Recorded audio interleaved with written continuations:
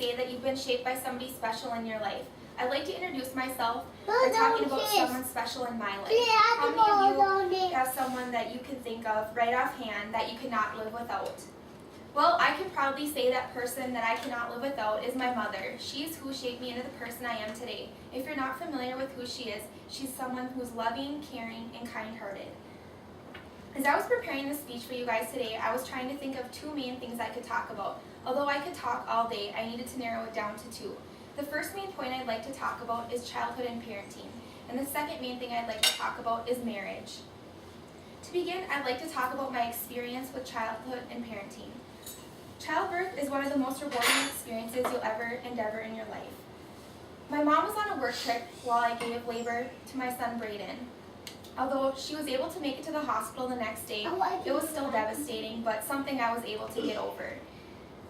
And the next day when she made it to the hospital, we were able to begin the journey of motherhood together. Although there's no handbook that comes along with childhood and parenting, I consider my mom my handbook. Finally, I like to talk about marriage and marriage planning. Sunday, February 27th, 2011 is a day that I will never forget. As I was sitting in bed with my 2-year-old son Brayden, my fiance was cooking breakfast in the kitchen scheming on how he was going to propose. I bet you all can guess who I called first. Of course it was my mother. We hadn't been engaged for more than an hour, and I can almost guarantee both sides of our family had already heard the news. Between my mom and my fiance's mom, I bet they talked their ears off of family that day.